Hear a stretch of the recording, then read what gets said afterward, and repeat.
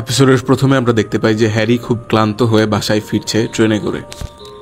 তারপরে দেখানো হয় যে হিরোশির ফোনে একটা অদ্ভুত মেসেজ আসছে। ওই মেসেজে লেখা থাকে যে কাসুকাবেতে একটা অদ্ভুত লোক ঘুরছে যে তোমাদের সবার আইডেন্টিটি নিতে পারে, আর এই লোকটা আস্তে আস্তে আপনার সম্পূর্ণ পরিচয় নিয়ে নিবে। তারপরে সিন শিফট হয় আর আমাদেরকে দেখানো হয় শিনচানের বাসা। শিনচানের বাসা আজকে খুব অন্ধকার এবং অনেক ফাঁকা ছিল। তারপরে দেখানো হয় যে শিনচান দুপুরে ঘুমিয়েছিল, সে এখনো ঘুমিয়েই আছে, এখনো ঘুম থেকে ওঠেনি। তারপরে শিনচান যখন উঠে দেখে যে ও সম্পূর্ণ বাড়িতে একাই ঘুমিয়ে আছে। তারপরে শিনচানের মনে পড়ে যে দুপুরে ওর মা হিমাবারিকে নিয়ে শপিং করতে গিয়েছিল। তারপরে হঠাৎ করে শিনচানের বাসার ডোরবেলটা বেজে ওঠে। তারপরে শিনচান অত ভাবনা চিন্তা না করে দেখতে চলে যায় যে আসলে ডোরে কে আসছে। তারপরে শিনচান দেখে যে ওর বাবা আজকে অফিস থেকে অনেক দ্রুত চলে আসছে, কিন্তু হিরোশিকে দেখতে খুবই অদ্ভুত লাগছিল। তারপরে শিনচান বলে যে ড্যাড, আজ তুমি অনেক আগে চলে এসেছো, তোমার কি কোনো সমস্যা হয়েছে অফিসে? তারপরে দেখানো হয় যে শিনচানের মার ফোন শিনচানের কাছে রয়েছে। তো ওই ফোনে শিনচানের বাবা হিরোশির মেসেজ আসে। তো শিনচানের বাবার মেসেজ যদি শিনচানের মার ফোনে আসে, তাহলে শিনচানের সামনে এটা কে দাঁড়িয়ে আছে? তো শিনচান ওর বাবাকে দেখে অনেকটা ভয় পেয়ে যায়।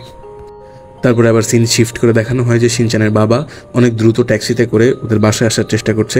এরই মাঝে অনেকবার কল দিচ্ছে শিনচানের মার মোবাইলে, কিন্তু শিনচানের সামনে ওর বাবা, মানে যেই নকল বাবাটা আর কি, সে এক অদ্ভুতভাবে তাকিয়ে পড়ে।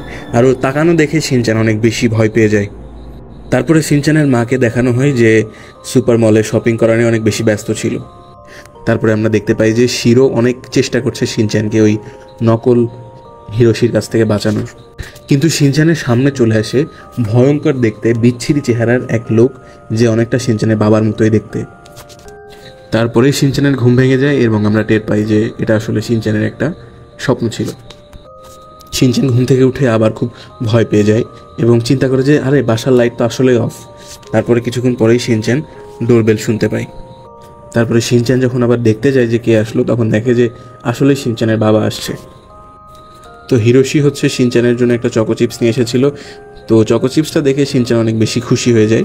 ও তো সব কিছু ভুলে টুলে চকো চিপসটা নিয়ে নাচা শুরু করে। তারপরে দেখানো হয় যে শিনচানের মাও বাসায় চলে এসেছে।